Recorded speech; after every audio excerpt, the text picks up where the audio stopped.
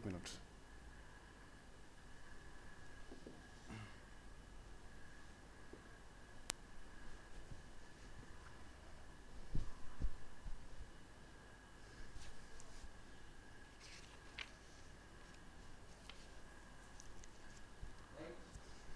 نعم. بسم اللہ.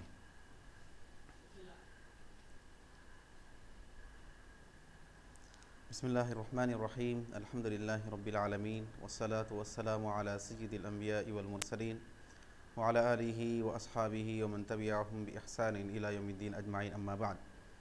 قابل احترام ناظرین کرام، پروگرام درس حدیث شریف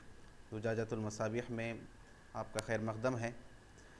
آج جس حدیث شریف کی ہم ابتدا کر رہے ہیں وہ حضرت ابو ذر رضی اللہ تعالیٰ عنہ سے مروی روایت ہے. حضرت ابو ذر رضی اللہ تعالیٰ عنہ کے بارے میں بیان کیا گیا کہ آپ ابتدائی مسلمان ہونے والوں میں آپ کا شمار ہے، بلکہ بیان کیا گیا کہ اسلام قبول کرنے والوں میں آپ کا 5واں نمبر ہوتا ہے. پھر آپ اپنے قوم کی طرف واپس ہو گئے اور حضور اکرم صلی اللہ علیہ وآلہ وسلم جب مدینہ طیبہ تشریف لے گئے اور جنگ خندق ہوئی تو اس کے بعد پھر حضرت ابو ذر رضی اللہ تعالیٰ عنہ حضور اکرم صلی اللہ علیہ وآلہ وسلم کی خدمت میں حاضر ہوئے.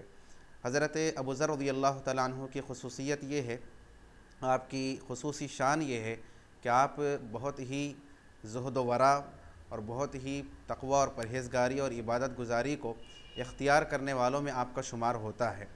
زاہد صحابہ میں آپ کا شمار ہوتا ہے. اور بیان کیا گیا کہ حضور اکرم صلی اللہ علیہ وآلہ وسلم کے نبی ہونے کا اعلان کرنے سے پہلے ہی سے آپ اللہ کی عبادت کیا کرتے تھے، گناہوں سے بچا کرتے تھے، نیک کاموں میں حصہ لیا کرتے تھے. اور آپ کا وصال سن 32 ہجری میں حضرت عثمان غنی رضی اللہ تعالیٰ عنہ کی زمانہ خلافت میں آپ کا وصال ہوا. تو مروی ہے حضرت ابو ذر سے. سب سے پہلے حدیث شریف کا ہم تلاوت کرتے ہیں. عن ابی ذر رضی اللہ تعالیٰ عنہ قال اتیت النبی صلی اللہ علیہ وسلم وعلیہ ثوب ابیض وهو نائم ثم اتیته وقد استيقظ فقال ما من عبد قال لا الہ الا اللہ ثم مات على ذلك الا دخل الجنة. قلت وإن زنى وإن سرق قال وإن زنى وإن سرق. قلت وإن زنى وإن سرق قال وإن زنى وإن سرق. قلت وإن زنى وإن سرق قال وإن زنى وإن سرق على رغم أنف أبي ذر وكان أبو ذر إذا حدث بهذا قال وإن رغم أنف أبي ذر. متفق علیہ. حضرت ابو ذر رضی اللہ تعالیٰ عنہ سے مروی ہے، آپ فرماتے ہیں کہ میں نبی کریم صلی اللہ علیہ وآلہ وسلم کی خدمت میں حاضر ہوا اور آپ صلی اللہ علیہ وآلہ وسلم سفید کپڑا لپیٹے ہوئے آرام فرما رہے تھے. شارحین نے لکھا ہے کہ یہاں پر حضرت ابو ذر رضی اللہ تعالیٰ عنہ کا یہ بیان کرنا کہ یہ حدیث اس وقت میں نے آپ صلی اللہ علیہ وآلہ وسلم سے سنی ہے جبکہ میں آپ صلی اللہ علیہ وآلہ وسلم کی خدمت میں پہنچا تھا اور آپ صلی اللہ علیہ وآلہ وسلم سفید کپڑا لپیٹ کر آرام فرما رہے تھے. تو یہ ذکر کرنا کہ سرکار آپ صلی اللہ علیہ وآلہ وسلم سفید کپڑا لپیٹے ہوئے تھے، آرام کر رہے تھے، اس کو بیان کرنے کا مقصد کیا ہے؟ شارحین لکھتے ہیں کہ ایک تو مقصد یہ ہے کہ میں جو حدیث بیان کر رہا ہوں اس میں کسی طرح کی کوئی شک کی گنجائش نہیں ہے، وہ انتہائی پختی ہے، انتہائی قوت رکھنے والی ہے، انتہائی مضبوط ہے، اس کے اندر کوئی شبہ کی ضرورت نہیں ہے، کیونکہ میں بیان کر رہا ہوں کہ میں کس وقت یہ حدیث کو سنا ہوں. سرکار آپ صلی اللہ علیہ وآلہ وسلم کیا کیفیت میں تھے، کیا لباس اختیار کیے ہوئے تھے، کیا لباس اوڑھے ہوئے تھے، وہ بھی مجھے ذہن میں ہیں. تو حضرت ابو ذر گویا کہ اس شبہ کو، کسی طرح کے شبہ کو ختم کرنے کے لیے اور حدیث کے قطعی ہونے کو، اس کے مضبوط ہونے کو اور اس میں کسی طرح کے شک و شبہ اور بھول کے گنجائش ہونے کی نفی کرنے کے لیے آپ نے یہ ذکر کیا. دوسرا بیان کیا گیا کہ آپ کا یہ ذکر کرنا کہ آپ صلی اللہ علیہ وآلہ وسلم آرام فرما رہے تھے، سفید کپڑا اوڑھے ہوئے تھے، گویا کہ حضرت ابو ذر حدیث بیان کرتے وقت حضور اکرم صلی اللہ علیہ وآلہ وسلم کے رخ زیبا کا، سرکار کے سراپا کا تصور کر رہے تھے، سرکار کے جمال کا، سرکار کے اس نورانی چہرے کا، نورانی پیکر کا گویا کہ تصور کر رہے تھے. اس ذات بابر کا تصور کرتے ہوئے آپ نے حدیث کو بیان کیا. سرکار کی ذات کا تصور حاضر کرتے ہوئے آپ حدیث بیان کر رہے ہیں. تو فرمایا کہ میں حضور اکرم صلی اللہ علیہ وآلہ وسلم کی خدمت میں حاضر ہوا اور آپ صلی اللہ علیہ وآلہ وسلم سفید کپڑا اوڑھے ہوئے آرام فرما رہے تھے۔ ناظرین، دیگر احادیث سے ثابت ہے کہ حضور اکرم صلی اللہ علیہ وآلہ وسلم کی آنکھ سوتی تھی، دل نہیں سوتا تھا۔ چنانچہ بہت ساری روایتیں موجود ہے، اسی لیے فرمایا گیا، بلکہ سرکار ہی کی خصوصیت نہیں بلکہ ہر نبی کی یہ شان ہے کہ جب نبی سوتا ہے تو اس کی آنکھ سوتی ہے، دل بیدار ہوتا ہے۔ اسی لیے بیان کیا گیا کہ اگر کوئی دوسرا سوتا ہے تو اس کے لیے حکم ہے کہ جب وہ بیدار ہو تو پھر اس کا وضو ٹوٹ جائے گا، پھر نئے سرے سے اس کو وضو کرنا پڑے گا۔ اس کے برخلاف نبی کی شان بیان کی گئی کہ نبی اگر آرام کرے، سو جائے، اس کے بعد بیدار ہو تو اس کے لیے پھر نیا وضو کرنے کی ضرورت نہیں ہے، وہی اس کا وضو برقرار رہے گا، کیونکہ اس کا دل بیدار ہوتا ہے، اس پر کسی طرح کی کوئی غفلت طاری نہیں ہوتی۔ تو آپ فرماتے ہیں کہ میں روانہ ہو گیا، ثم اتیتہ، پھر حضور اکرم صلی اللہ علیہ وسلم کی خدمت میں تھوڑے وقت کے بعد پھر حاضر ہوا، اور آپ صلی اللہ علیہ وآلہ وسلم اس وقت تک بیدار ہو گئے تھے۔ فرماتے ہیں کہ آپ صلی اللہ علیہ وآلہ وسلم نے پھر فرمایا کہ جو کوئی بندہ یہ کہتا ہے کہ لا الہ الا اللہ، کہ اللہ کے سوا کوئی معبود نہیں ہے، پھر وہ اسی پر مر جاتا ہے، یعنی اسی پر قائم رہتا ہے، وہی ایمان پر، وہی گواہی پر قائم رہتے ہوئے اس کا انتقال ہوتا ہے۔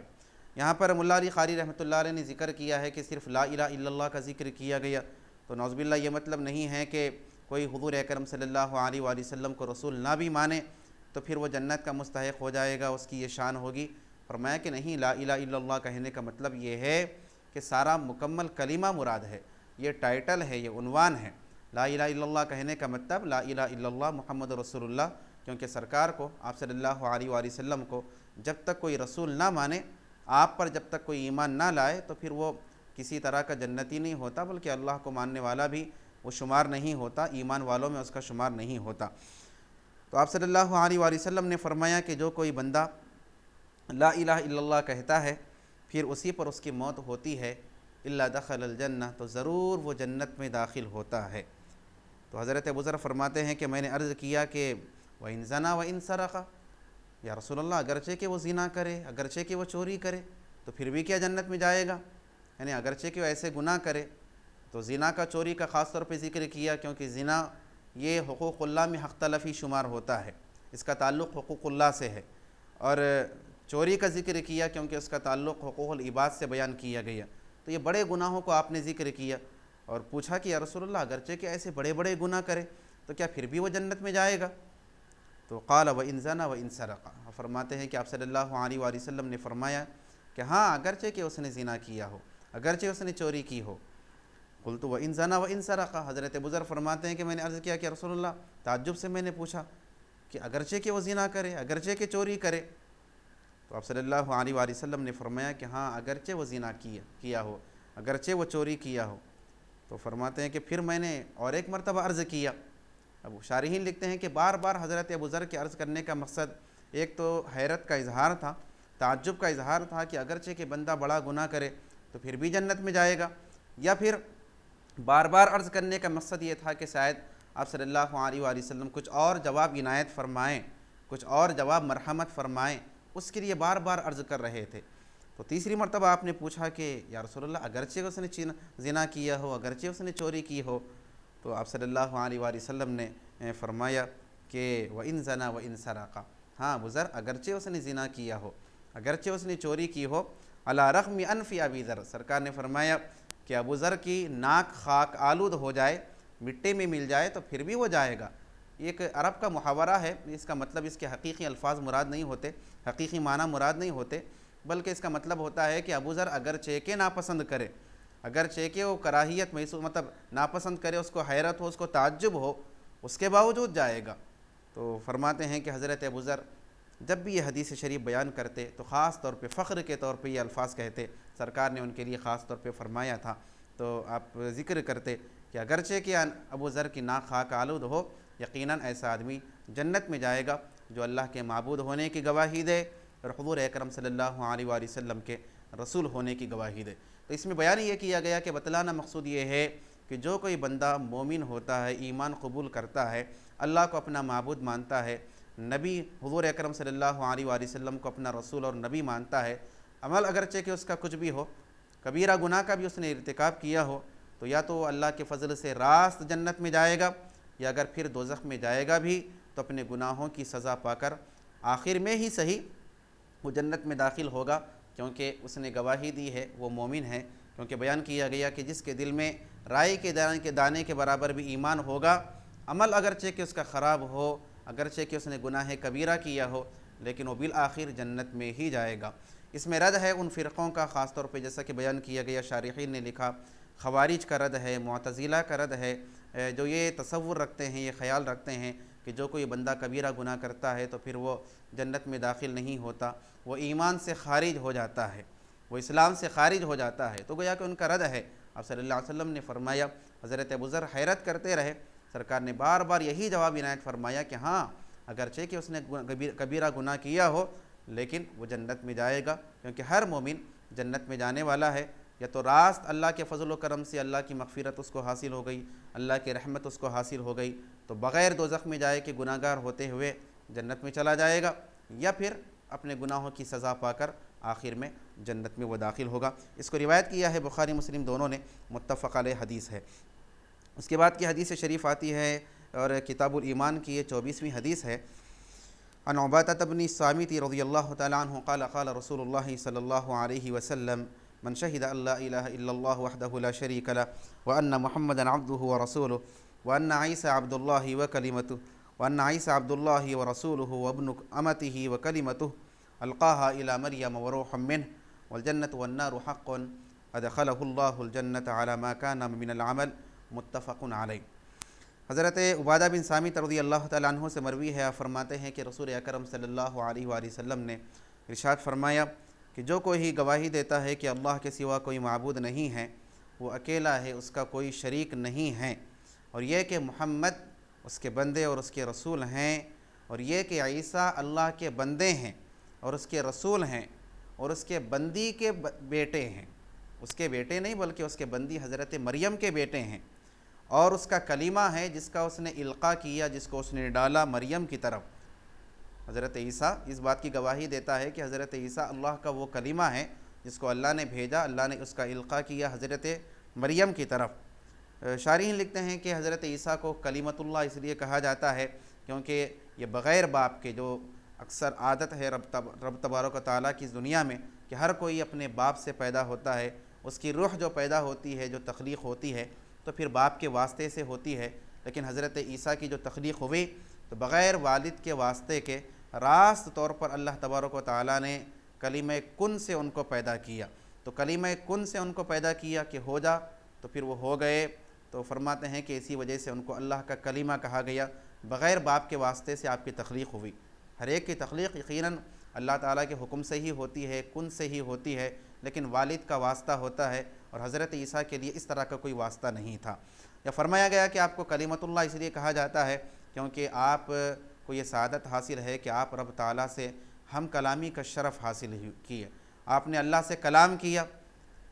اس وجہ سے آپ کو کلمہ کہا گیا۔ یا فرمایا گیا کہ یہ کلمہ یہ حجت کے معنی میں ہے، دلیل کے معنی میں ہے، کیونکہ لوگوں پر یہ اللہ کی دلیل حجت ہے کہ حضرت عیسیٰ کو اللہ تبارک و تعالیٰ نے بغیر والد کے پیدا کیا، اللہ کی قدرت کی نشانی ہے، اس وجہ سے آپ کو کلمہ کہا گیا۔ تو فرماتے ہیں کہ جو کوئی اس بات کی گواہی دیتا ہے کہ حضرت عیسیٰ اللہ کے بندے ہیں، اس کے رسول ہیں، اس کے بندی کے بیٹے ہیں، اور اس کا کلمہ ہے جس کا اس نے القاء کیا حضرت مریم کی طرف، وروح منہ، اور اس کی طرف سے روانہ کی ہوئی روح ہیں، اس کی روح ہیں، تو روح اللہ بھی آپ کو کہا گیا کیونکہ راست بغیر والد کے واسطے کہ اللہ تبارک و تعالیٰ نے آپ کے جسم میں روح پھونکی حضرت جبرائیل کو روانہ کر کے، اسی وجہ سے آپ کو روح اللہ کہا گیا۔ یا فرمایا گیا کہ اس وجہ سے آپ کو روح اللہ کہا جاتا ہے کیونکہ آپ مردوں میں روح کو پھونکا کرتے تھے۔ آپ کہا کرتے مر جاتا کوئی، اگر آپ اس سے کہتے قم باذن اللہ کہ اللہ کے حکم سے زندہ ہو جا، تو پھر اس کے اندر روح پیدا ہو جاتی تھی، وہ پھر زندہ ہو جاتا تھا، حیات اس کے اندر پیدا ہو جاتی تھی، اس وجہ سے آپ کو روح کہا گیا۔ تو جو اس بات کی گواہی دے والجنت والنار حق، اور اس بات کی کہ جنت اور دوزخ دونوں حق ہیں، جنت بھی حق ہے اور دوزخ بھی حق ہے، تو فرمایا کہ جو کوئی ان باتوں کی گواہی دے گا تو ادخلہ اللہ الجنت، تو اللہ تبارک و تعالیٰ اس کو جنت میں داخل کرے گا، علی ما کان من العمل، چاہے وہ کسی بھی عمل پر ہو، کیسا ہی اس نے عمل کیا ہو، کیسے ہی اس نے گناہوں کا ارتکاب کیا ہو، لیکن وہ بالآخر ہی صحیح وہ جنت میں داخل ہوگا، کیونکہ ہر مومن، ہر گواہی دینے والا، اس کا ٹھکانہ جنت ہے۔ یا تو راست جنت میں جائے گا اللہ کے فضل سے، اللہ کی معافی کی وجہ سے، یا پھر اپنے گناہوں کی سزا پا کر آخر میں ہی صحیح وہ جنت میں داخل ہوگا۔ یہ بھی روایت بخاری مسلم دونوں نے کی ہے، متفق علیہ روایت ہے۔ اس کے بعد کتاب الایمان کی 25ویں حدیث شریف کا بیان ہے۔ عن عمرو بن العاص رضی اللہ تعالی عنہ قال اتیت النبی صلی اللہ علیہ وسلم فقلت ابسط یمینک فلیبایعک فبسط یمینہ فقبضت یدی فقال ما لک یا عمرو قلت اردت ان اشتریط قال تشتریط ماذا قلت ان یغفر لی قال اما علمت یا عمرو ان الاسلام یہدم ما کان قبلہ وان الہجرۃ تہدم ما کان قبلہا وان الحج یہدم ما کان قبلہ رواہ مسلم۔ حضرت عمر بن عاص رضی اللہ تعالیٰ عنہ سے مروی روایت ہے، آپ فرماتے ہیں کہ میں نبی کریم صلی اللہ علیہ وآلہ وسلم کی خدمت میں حاضر ہوا اور میں نے عرض کیا کہ اپنا دایاں دست مبارک دراز فرمائیے کہ میں آپ سے بیعت کرنا چاہتا ہوں۔ یہ بیعت اسلام تھی۔ حضور اکرم صلی اللہ علیہ وآلہ وسلم جب کوئی مسلمان ہوتا، اسلام میں داخل ہوتا تو اس سے بیعت لیا کرتے تھے، اس سے گواہی لیا کرتے تھے، اس کو بیعت اسلام کہا جاتا ہے۔ اور دوسری بیعت ہوتی ہے کہ حضور اکرم صلی اللہ علیہ وآلہ وسلم صحابہ سے بیعت لیا کرتے تھے، ایمان والوں سے، کہ پرہیزگاری پر قائم رہیں گے، نیکی پر قائم رہیں گے، برائیوں سے بچتے رہیں گے، تو اس کو بیعت تقویٰ کہا جاتا ہے۔ یہ بزرگان دین جو بیعت لیا کرتے ہیں، یہ جو پیری مریدی کا سلسلہ ہوتا ہے، اس میں جو بیعت ہوتی ہے وہ بیعت تقویٰ ہی ہوتی ہے کہ نیکی پر قائم رہنے، برائی سے بچتے رہنے کی اس کے اندر گویا کہ وعدہ ہوتا ہے، عہد ہوتا ہے۔ تو یہ جو بیعت تھی یہ بیعت اسلام تھی، وہ اسلام قبول کرنے کے لیے حضور اکرم صلی اللہ علیہ وآلہ وسلم کی خدمت میں حاضر ہوئے اور بیعت کرنے کا انہوں نے ارادہ ظاہر کیا۔ عرض کیا کہ یا رسول اللہ اپنا دایاں دست مبارک دراز فرمائیے کہ میں آپ سے بیعت کرنا چاہتا ہوں۔ تو فبسط یمینہ، تو فرماتے ہیں کہ حضور اکرم صلی اللہ علیہ وآلہ وسلم نے اپنا دایاں دست مبارک دراز فرمایا تو حضرت عمر بن عاص فرماتے ہیں کہ فوری میں نے اپنا ہاتھ پیچھے کھینچ لیا۔ سرکار نے پوچھا کہ عمر کیا ہو گیا تم کو؟ تو میں نے عرض کیا کہ یا رسول اللہ میں ایک شرط لگانا چاہتا ہوں۔ تو سرکار نے فرمایا کہ کیا شرط لگانا چاہتے ہو؟ تو عرض کیا کہ یا رسول اللہ شرط یہ ہے کہ میں اس شرط پر آپ سے بیعت کروں گا کہ میرے گناہوں کی مغفرت کر دی جائے، میرے جو سابقہ گناہ ہیں اس کی بخشش ہو جائے، اس کی مغفرت ہو جائے، وہ معاف کر دیے جائیں، پھر کوئی گناہ باقی نہ رہے۔ میں اس شرط پر پھر آپ کے ہاتھ پر بیعت کروں گا، اسلام قبول کروں گا۔ تو سرکار نے یہ سن کر فرمایا کہ اے عمر کیا تم نہیں جانتے کہ بے شک اسلام سابقہ گناہوں کو ختم کر دیتا ہے، منہدم کر دیتا ہے، اور فرمایا کہ بے شک ہجرت بھی سابقہ گناہوں کو ختم کر دیتی ہے اور حج بھی سابقہ گناہوں کو پھر ختم کر دیتا ہے، منہدم کر دیتا ہے۔ کیا تم نہیں جانتے؟ تم کو تو معلوم ہونا چاہیے کیونکہ تم بہت ہی عقل مند ہو، بہت ہی معلومات رکھنے والے ہو۔ سرکار نے ان سے فرمایا کیا تم نہیں جانتے کہ اسلام جب کوئی بندہ قبول کرتا ہے تو پھر اس کے سارے سابقہ گناہوں کی بخشش ہو جاتی ہے۔ جب ہجرت کرتا ہے دین کے لیے، اپنے وطن کو چھوڑ کر دوسرے علاقے میں جاتا ہے اپنے ایمان کی حفاظت کے لیے، اپنے دین کی حفاظت کے لیے، تو ہجرت کرنا اس کے سابقہ گناہوں کو ختم کر دیتا ہے۔ اسی طرح جب بندہ کوئی حج کرتا ہے تو اس کی وجہ سے بھی سابقہ گناہوں کی بخشش ہو جاتی ہے۔ شارحین نے یہاں پر بیان کیا ہے کہ یہ سابقہ گناہوں سے بخشش کا کیا مطلب ہے؟ کیا اس کے اندر حقوق العباد بھی ختم ہو جاتے ہیں، وہ بھی منہدم ہو جاتے ہیں، اس کی بھی ذمہ داری باقی نہیں رہتی؟ تو اکثر شارحین نے یہی لکھا ہے کہ حقوق العباد معاف نہیں ہوتے۔ اگر کسی کا قرض ذمے پر ہے، کسی پر ظلم و زیادتی کی ہے تو پھر اس سے تو معافی مانگنا پڑے گا۔ ہاں حقوق اللہ میں جو بھی معاملہ ہو، جو بھی گناہیں ہوئی ہو تو سارے گناہ پھر اس میں ختم ہو جاتے ہیں۔ شارحین نے بعض یہ بھی لکھا ہے کہ نہیں، جب بندہ حج کرتا ہے، اسلام قبول کرتا ہے، ہجرت کرتا ہے تو حقوق العباد بھی معاف ہو جاتے ہیں۔ اس کی ایک صورت بیان یہ کی گئی کہ روز قیامت ایسا ہوگا جیسا کہ بعض روایتوں سے ثابت ہے کہ جس پر ظلم ہوا ہے رب تعالیٰ اس بندے کو لائے گا اور یہ ظلم کرنے والے کو بھی لائے گا، اور اللہ فرمائے گا جس پر ظلم ہوا ہے اس سے فرمائے گا کہ اس کو معاف کر دے، اس نے ہجرت کی ہے، اس نے حج کیا ہے، یا اس نے اسلام قبول کیا ہے اور اس سے پہلے کا یہ گناہ ہے، تو اللہ اس سے فرمائے گا کہ تو معاف کر دے، اس کے بدلے میں تجھ کو یہ نعمت دی جائے گی، یہ تجھ کو عنایت کیا جائے گا۔ تو پھر بندہ پھر اس کو معاف کر دے گا۔ تو یہ صورت ہوگی کہ جس کے ذریعے پھر حج کرنے والے کے، ہجرت کرنے والے کے، اور جو اسلام قبول کرے اس کے بھی سابقہ گناہوں کے پھر چاہے اللہ کے حقوق میں سے ہو چاہے بندوں کے حقوق میں سے ہو، تمام گناہوں کی بخشش ہو جائے گی، اس کی مغفرت ہو جائے گی، بیان کیا گیا۔ تو امام مسلم نے اس کو روایت کیا ہے۔ اس کے بعد روایت آتی ہے حضرت معاذ رضی اللہ تعالیٰ عنہ سے، فرماتے ہیں کہ قال قلت یا رسول اللہ اخبرنی بعمل يدخلني الجنة ويباعدني من النار، قال لقد سألت عن أمر عظيم وإنه يسير على من يسره الله تعالى عليه، تعبد الله ولا تشرك به شيئا وتقيم الصلاة وتؤتي الزكاة وتصوم رمضان وتحج البيت، ثم قال ألا أدلك على أبواب الخير، الصوم جنة والصدقة تطفئ الخطيئة كما يطفئ الماء النار وصلاة الرجل في جوف الليل، ثم تلا تتجافى جنوبهم عن المضاجع حتى بلغ يعملون، ثم قال ألا أدلك برأس الأمر وعموده وذروة سنامه، قلت بلى يا رسول الله، قال رأس الأمر الإسلام وعموده الصلاة وذروة سنامه الجهاد، ثم قال ألا أخبرك بملاك ذلك كله، قلت بلى يا نبي الله، فأخذ بلسانه فقال كف عليك هذا، فقلت يا نبي الله وإنا لمؤاخذون بما نتكلم به، قال ثكلتك أمك يا معاذ، وهل يكب الناس في النار على وجوههم أو على مناخرهم إلا حصائد ألسنتهم، رواه أحمد والترمذي وابن ماجہ۔ حضرت معاذ رضی اللہ تعالیٰ عنہ سے مروی ہے، فرماتے ہیں کہ میں نے عرض کیا کہ یا رسول اللہ مجھے ایسے عمل کی خبر دیجئے کہ جو مجھے جنت میں داخل کر دے اور دوزخ سے مجھ کو دور کر دے۔ ایسے واضح ایک دو ٹوک ایسے عمل کی مجھے خبر دیجئے کہ جس کی وجہ سے میں جنت میں داخل ہو جاؤں، جو جنت میں مجھ کو داخل کر دے اور دوزخ سے مجھ کو دور کر دے۔ تو یہ سن کر آپ صلی اللہ علیہ وآلہ وسلم نے فرمایا کہ لقد سألت عن امر عظیم، اے معاذ تم نے ایک بڑے معاملے کے بارے میں سوال کیا ہے، کیونکہ یہ ایسا معاملہ ہے کہ جس کو عمل کرنا لوگوں کے لیے مشکل ہے، لوگوں کے لیے بڑا ہے، کیونکہ ایسا کام کہ جو جنت میں داخل کر دے، دوزخ سے نجات دے دے، دوزخ سے دور کر دے، تو تم نے بڑے معاملے کے بارے میں سوال کیا ہے۔ اور فرمایا کہ وَإِنَّهُ يَسِيرٌ، ہاں بے شک وہ آسان ہے اس پر جس پر اللہ تبارک و تعالیٰ نے اس کو آسان کر دیا۔ جن کے لیے اللہ نے آسانی کر دی تو ان کے لیے آسان ہے، ورنہ ہر ایک کے لیے وہ آسان نہیں ہے، بڑا معاملہ ہے۔ پھر فرمایا کہ وہ کیا چیزیں ہیں کہ جس کی وجہ سے بندہ پھر جنت میں داخل ہو جاتا ہے، دوزخ سے دور ہوتا ہے۔ تو فرمایا کہ تم اللہ کی عبادت کرو اور اس کے ساتھ کسی چیز کو شریک مت کرو، نماز کو قائم کرو، زکوٰۃ ادا کرو اور رمضان کے روزے رکھو اور بیت اللہ کا حج کرو۔ پھر فرمایا کہ اے معاذ کیا تمہیں میں خیر کے دروازوں کی خبر نہ دوں،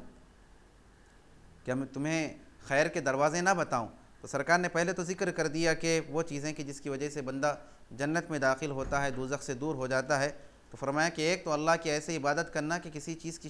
اس کے ساتھ شریک نہ کرے، پھر نماز کو قائم کرنا، زکوٰۃ کو ادا کرنا، رمضان کے روزے رکھنا اور حج بیت اللہ کرنا، ان چیزوں کا ذکر کیا۔ تو گویا کہ فرمایا کہ یقیناً لوگ اس کو بڑا سمجھتے ہیں، امر عظیم جو فرمایا کہ بہت سارے لوگ اس کو بڑا سمجھتے ہیں، بہت سارے لوگوں کے لیے یہ مشکل قرار پاتا ہے، سمجھتے ہیں کہ مشکل ہے، لیکن جن کے لیے اللہ آسان کرے تو پھر ان کے لیے نماز کی پابندی ہو، زکوٰۃ کی ادائیگی ہو، رمضان کے روزے ہو، بیت اللہ کے حج ہو، جن کے لیے آسان اللہ تعالیٰ کرے تو پھر ان کے لیے کوئی آسانی نہیں ہوتی، ورنہ لوگ اس کو بہت بڑا معاملہ سمجھتے ہیں۔ پھر فرمایا کہ کیا میں تمہیں خیر کے دروازوں کی خبر نہ دوں، کہ خیر کے دروازے کیا ہے کہ جس کی وجہ سے بندہ پھر ایک خیر کے قلعے میں داخل ہو جائے، خیر کے شہر میں داخل ہو جائے، بڑا حصہ اس کو پھر خیر کا ملے، بھلائی کا ملے۔ تو فرمایا کہ الصوم جنۃ، خیر کے دروازوں کے بارے میں بیان فرمایا۔ پہلی چیز ذکر کیا کہ روزہ ڈھال ہے، روزہ روکنے والا ہے، ڈھال ہے۔ تو شارحین لکھتے ہیں کہ روزے کو ڈھال کیوں کہا گیا؟ تو فرمایا گیا کہ کیونکہ بندہ جب اس کا پیٹ بھرا ہوا ہوتا ہے تو شیطان پھر اس کے اندر وسوسے پیدا کرنے لگتا ہے، اس کے رگوں میں دوڑتا ہے، اس کو خواہشات کو اس کے اندر پیدا کرتا ہے، برے خواہشات کی طرف اس کو مائل کرتا ہے۔ لیکن جب بندہ روزے کی حالت میں ہوتا ہے اور بھوکا ہوتا ہے تو پھر شیطان کو موقع نہیں ملتا کہ اس کے اندر وسوسے پیدا کرے، برے خواہشات اس کے دل میں پیدا کرے۔ پھر جو خون کے دوڑنے کی وجہ سے، جیسا کہ بیان کیا گیا کہ خون جیسا دوڑتا ہے تو شیطان بھی انسان کے اندر دوڑا کرتا ہے، وسوسے پیدا کرتا ہے، وہ چیز کے لیے پھر ڈھال بن جاتا ہے روزہ۔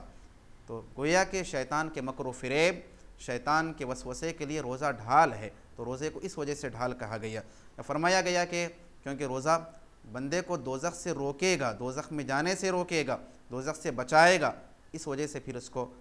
ڈھال کہا گیا روزے کو۔ اور خاص طور پہ اس کا ذکر کرنا خیر کے دروازوں میں سے، کیونکہ ہوتا یہ ہے کہ اکثر جو برائیاں ہوتی ہے وہ شکم سیر ہونے سے ہوتی ہے۔ جب بندہ زیادہ کھا لیتا ہے تو پھر ایک نہ کوئی کام کا ہوتا ہے، نہ نماز میں اس کو لذت ہوتی ہے، نہ عبادت میں کیفیت ہوتی ہے، اور برے خواہشات، بے حیائی، کیا کیا پھر اس کے اندر وسوسے پیدا ہونے لگتے ہیں۔ تو پہلا ذکر آپ نے خیر کے دروازوں میں سے پہلا ذکر فرمایا، روزے کا ذکر کیا۔ پھر فرمایا کہ صدقہ خطاؤں کو ایسے ہی بجھا دیتا ہے جیسا کہ پانی آگ کو بجھا دیتا ہے، تو صدقہ بھی خطاؤں کو ایسے ہی بجھا دیتا ہے۔ اور فرمایا کہ آدمی کا نماز پڑھنا رات کے درمیانی حصے میں یہ بھی خیر کا دروازہ ہے، اس کی وجہ سے بندے کو بہت سارے خیر ملتے ہیں، گویا کہ خیر کے قلعے میں، خیر کے محل میں گویا کہ بندہ داخل ہوتا ہے ان چیزوں کی وجہ سے۔ پھر فرماتے ہیں کہ آپ صلی اللہ علیہ وآلہ وسلم نے تلاوت فرمائی اس آیت کریمہ کی کہ تتجافی جنوبہم عن المضاجع،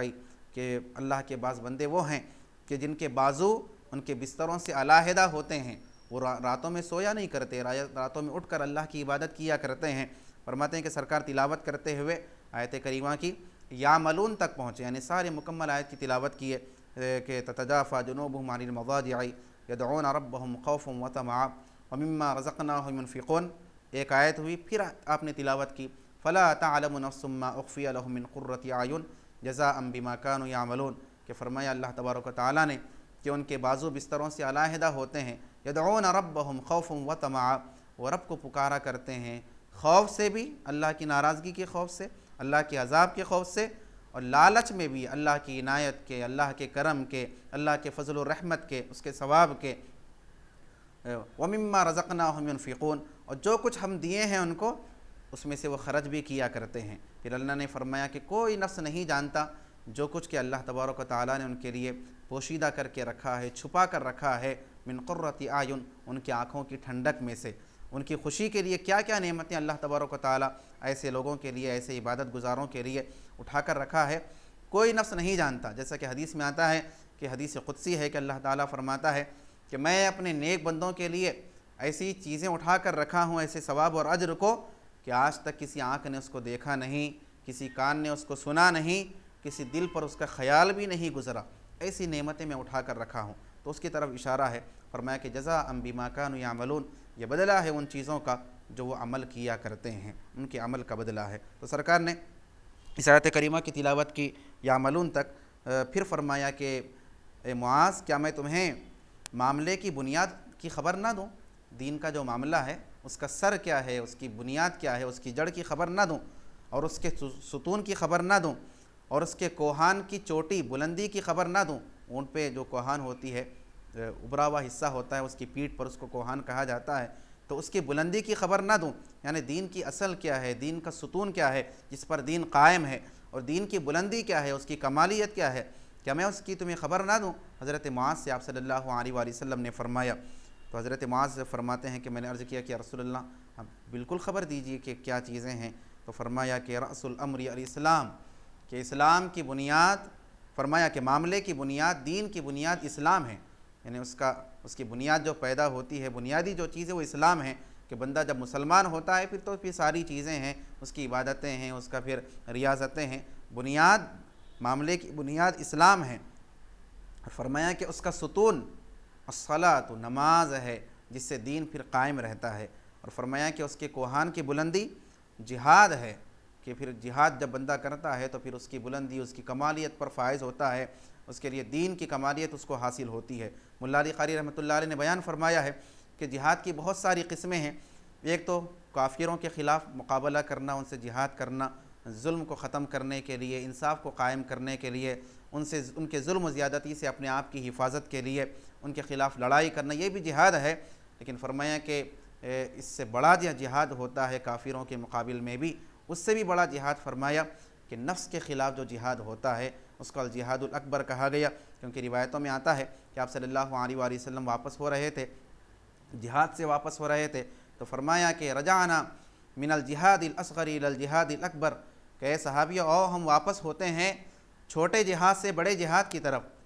تو صحابہ حیرت میں پڑ گئے اور عرض کیا کہ مل جہاد الاکبر یا رسول اللہ، یا رسول اللہ یہ بڑا جہاد کیا ہے؟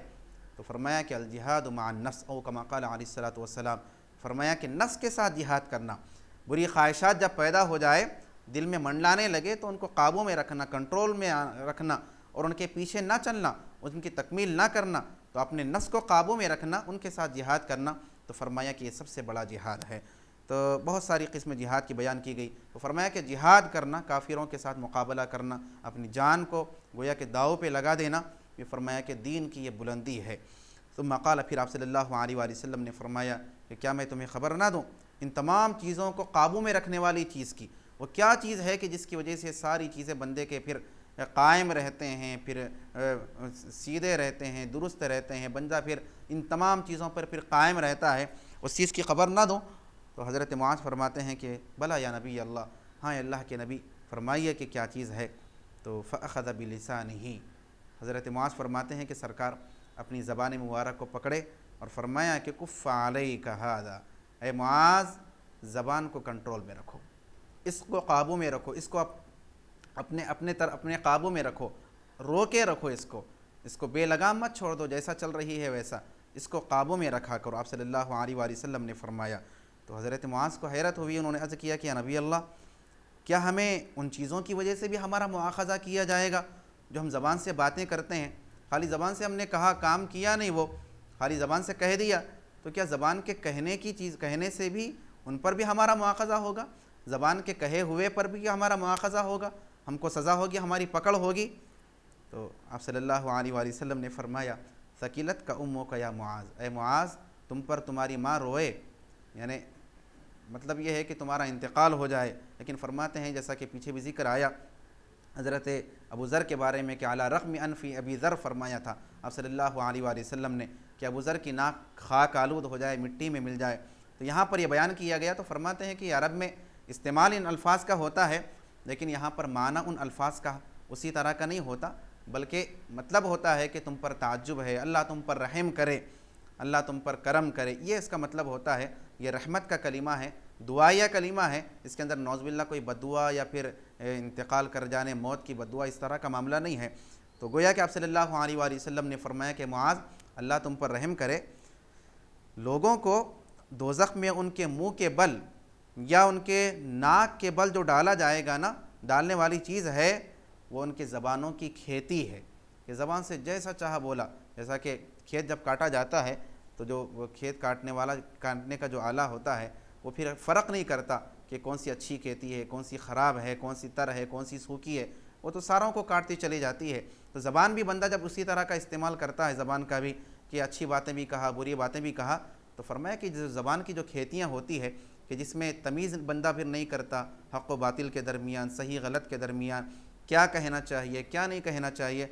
بلکہ جیسا کھیتی جیسا کاٹی جاتی ہے ویسا زبان کا استعمال کرتا ہے، تو یہ زبان کی کھیتیاں ہی ہے جو بندے کو منہ کے بل یا فرمایا کہ ناک کے بل دوزخ میں ڈالے جانے کا باعث ہوتی ہے، اس کی وجہ سے تو پھر وہ دوزخ میں اس کیفیت کے ساتھ ڈالا جاتا ہے۔ اس کو روایت کیا امام احمد نے، امام ترمذی نے اور امام ابن ماجہ نے۔ بہت ساری نصیحتیں اس حدیث شریف میں ہمارے لیے ہے۔ ایک تو یہ کہ نماز کی پابندی ہو، ارکان اسلام ہو، اس کو اپنانا چاہیے، اس کی پابندی ہونا چاہیے۔ پھر فرمایا گیا کہ خیر کے جو دروازے ہیں کہ اس کو حاصل کیا جائے، اس پر عمل کیا جائے تو بندہ بہت سارے خیر کا پھر مستحق بنتا ہے، رب کی طرف سے پھر بھلائیاں اس کو حاصل ہوتی ہے۔ اور خاص طور پہ آپ صلی اللہ علیہ وسلم نے فرمایا کہ زبان کو کنٹرول میں رکھو، زبان کو قابو میں رکھو، تو یقیناً ہمارے لیے بہت ضروری ہے کہ ہم زبان کا صحیح استعمال کریں۔ بے جا باتیں کرنا، بے جا تنقیدیں کرنا، زبان کا کثرت سے استعمال کرنا، تمیز کیے بغیر جو چاہے بولتے رہنا، یہ بندے کے لیے بہت ساری ہلاکت کا پھر ذریعہ بنتا ہے، دوزخ میں جانے کا ذریعہ بنتا ہے۔ فرمایا آپ صلی اللہ علیہ وآلہ وسلم نے کفا بالمرء کذبا ان یحدث بکل ما سمع، بندے کے جھوٹا ہونے کے لیے کافی ہے کہ جو کچھ سنے اس کو بول دے، بلا تحقیق باتیں بیان کرتا رہے، کوئی اس کو بات آ کر کہا فوری دوسروں کو بیان کر دیا۔ اور فرمایا کہ آدمی کے اسلام کی خوبیوں میں سے ایک خوبی یہ ہے کہ من حسن اسلام المرء ترکہ ما لا یعنیہ، کہ اپنے سے غیر متعلق چیزوں کو چھوڑ دے، جس چیز سے تعلق نہیں ہے، جس چیز سے لینا دینا نہیں ہے، ان چیزوں کے پیچھے نہ پڑے، لغوں سے اعراض کرے، بے فائدہ چیزوں سے اپنے آپ کی حفاظت کرے۔ املی کا علی کا لسانک فرمایا، زبان کو قابو میں رکھو، تو خاص طور پہ تاکید کی گئی، تو اس پر عمل ہونا چاہیے۔ اس کے بعد روایت آتی ہے حضرت ابو امامہ رضی اللہ تعالیٰ عنہ سے مروی ہے، قال فرماتے ہیں قال رسول اللہ صلی اللہ علیہ وسلم من احب للہ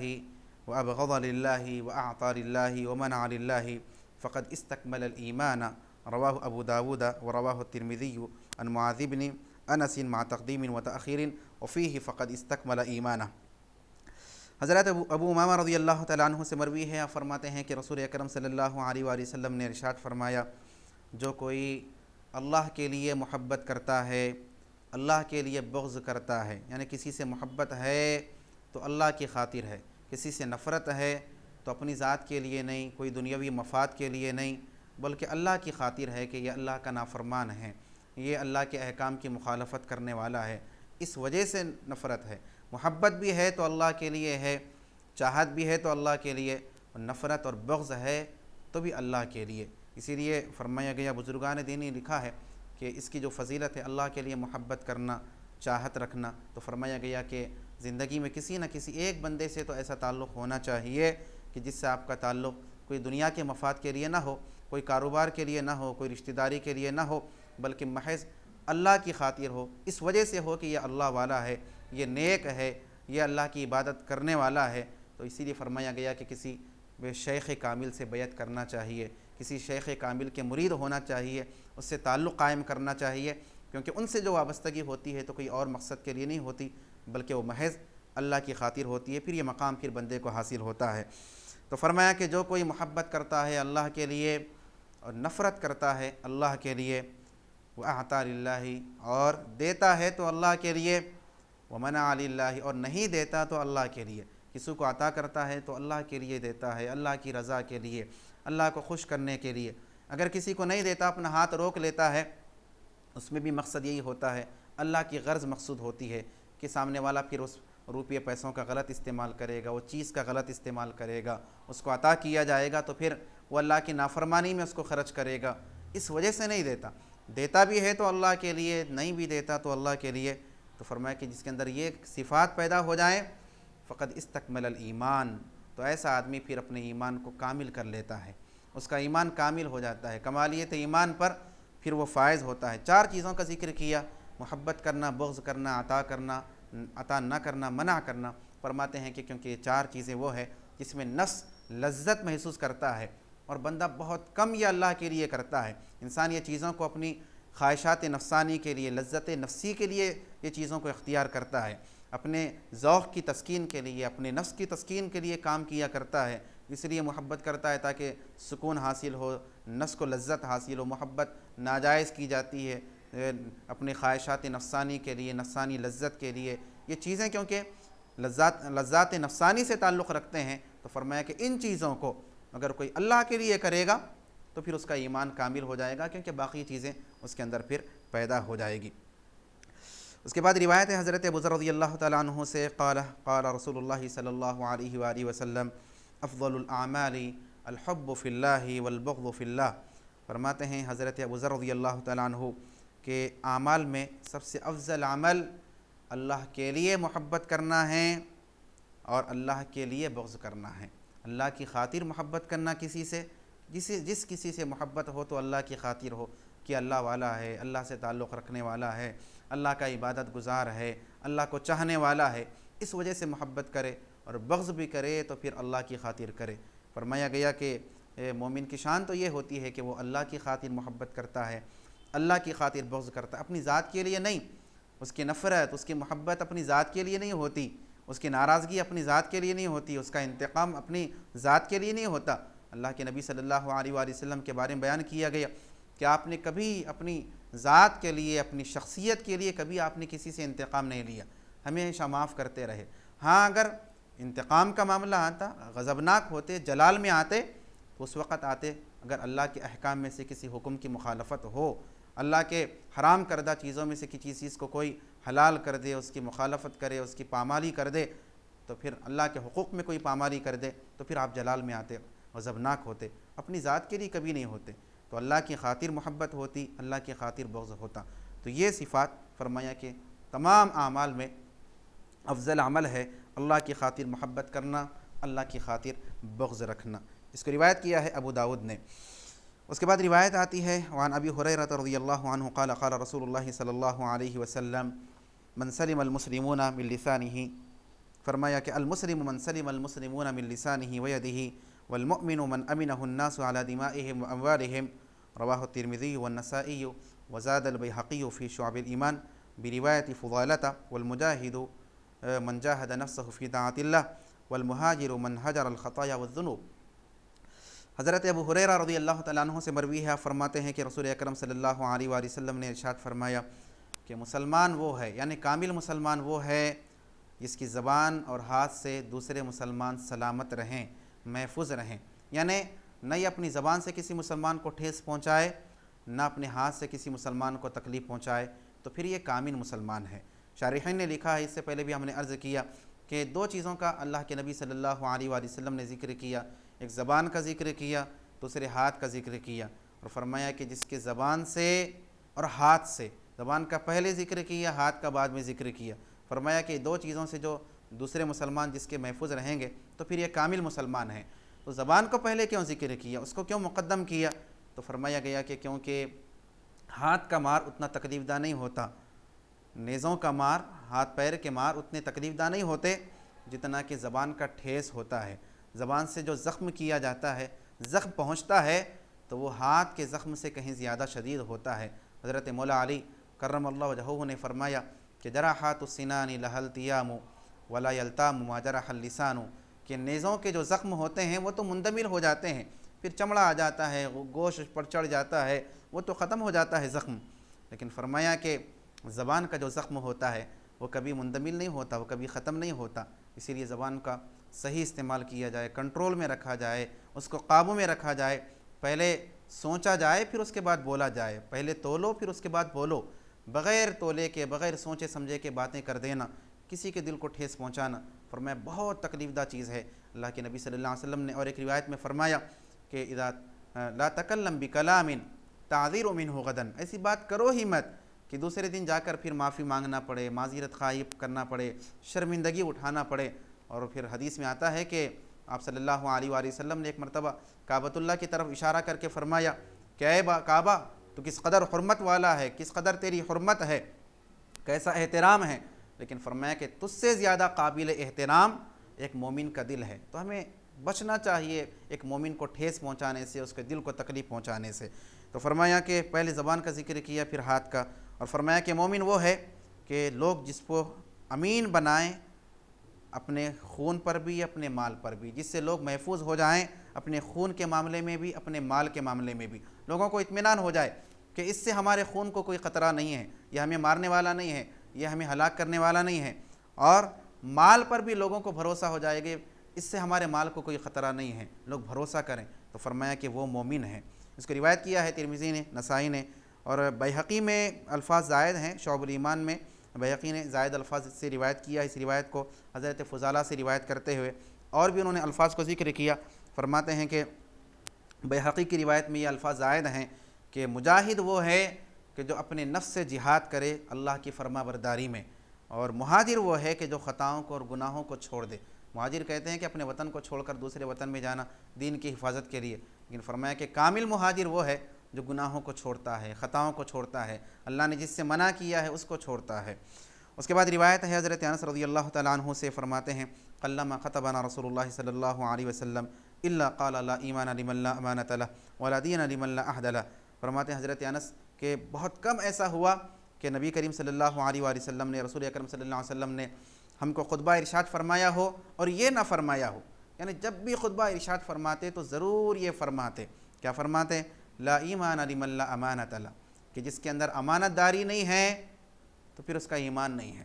وہ پھر کامل ایمان نہیں ہے، ایمان کی شان اس کے اندر نہیں ہے جس کے اندر امانت داری نہ ہو۔ امانت داری کس کو کہتے ہیں؟ خالی امانت داری صرف روپیے پیسوں کی نہیں ہوتی کہ آپ کے پاس کسی نے پیسے رکھے، روپیے رکھے تو آپ ویسے ہی اس کو لوٹا دیں، اس میں خیانت نہ کریں، اسی کو امانت داری نہیں کہا جاتا، بلکہ فرمایا گیا کہ امانت داری اصل میں ذمہ داری کا نام ہے۔ جو چیز کی بھی آپ کو ذمہ داری حوالے کی گئی،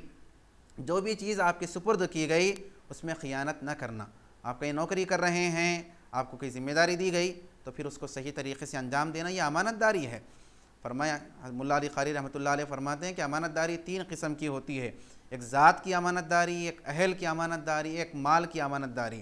کہ کوئی ذات آپ کے سپرد کی جائے، بلکہ آپ کی ذات وہ گویا کہ امانت ہے آپ کے پاس، اللہ نے جنت کے بدلے میں اس کو خرید لیا ہے، تو ان کا صحیح استعمال کرنا یہ امانت داری ہے۔ آنکھ کا صحیح استعمال ہو، کان کا صحیح استعمال ہو، ہاتھ پیر کا صحیح استعمال ہو، ان کا غلط استعمال کرنا فرمایا کہ یہ خیانت ہے۔ اسی طرح گھر والے ہیں، ان کی صحیح نگہبانی کرنا، ان کے حقوق کو ادا کرنا یہ امانت داری ہے، اور فرمایا کہ مال کو صحیح خرچ کرنا یہ بھی امانت داری ہے۔ فرمایا کہ جس میں امانت داری نہیں اس کا کوئی ایمان نہیں، اور فرمایا کہ اس کا دین نہیں جس کے اندر وعدہ نہیں، جو وعدے کی تکمیل نہیں کرتا، وعدے کو پورا نہیں کرتا، تو پھر وہ دیندار نہیں ہوتا۔ اس کو روایت کیا ہے بیہقی نے شعب الایمان میں۔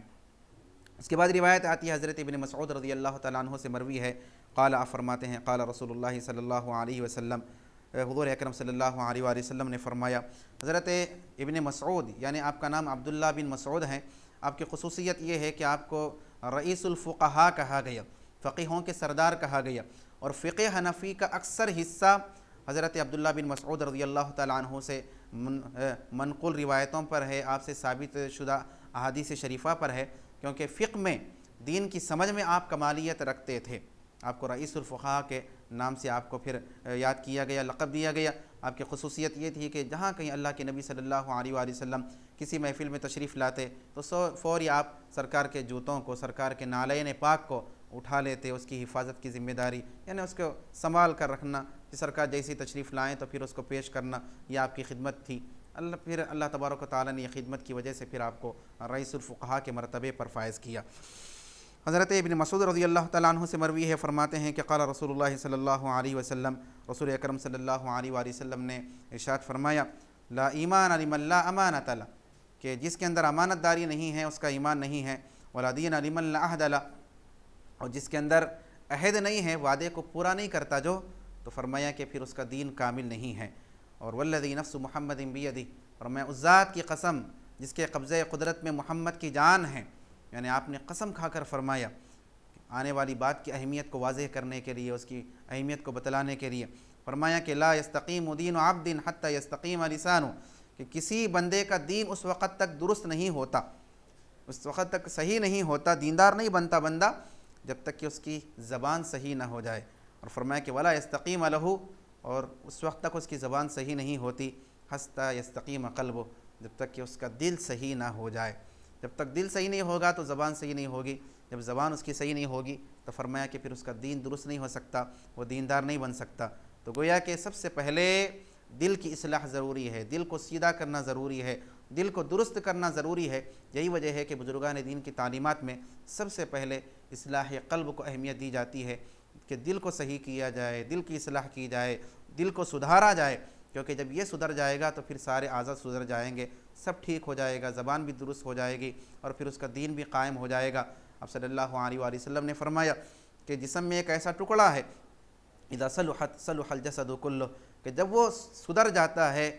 تو پھر سارا جسم سدھر جاتا ہے، اور فرمایا کہ وَإِذَا فَسَدَتْ فَسَدَ الْجَسَدُ كُلُّ، جب وہ گوشت کا ٹکڑا خراب ہو جاتا ہے تو سارا جسم پھر خراب ہوتا ہے، الا وہی القلب، فرمایا کہ وہ جو گوشت کا ٹکڑا وہ دل ہے، فرمایا کہ دل درست ہو گیا تو سارا چیزیں درست، جب دل بگڑ گیا تو پھر ساری چیزیں بگڑ جاتی ہے۔ تو فرمایا کہ بندے کا دین اس وقت تک قائم نہیں ہوتا، درست نہیں ہوتا، یہاں تک کہ اس کی زبان درست ہو، اور اس کا زبان درست نہیں ہو سکتی جب تک کہ دل درست نہ ہو جائے۔ وَلَا يَدْخُلُ الْجَنَّةَ مَن لَّا يَأْمَنُ جَارُهُ بَوَائِقَهُ، اور فرمایا کہ کوئی اس وقت تک وہ بندہ جنت میں داخل نہیں ہوتا کہ جس کا پڑوسی اس کی شرارتوں سے محفوظ نہ رہے۔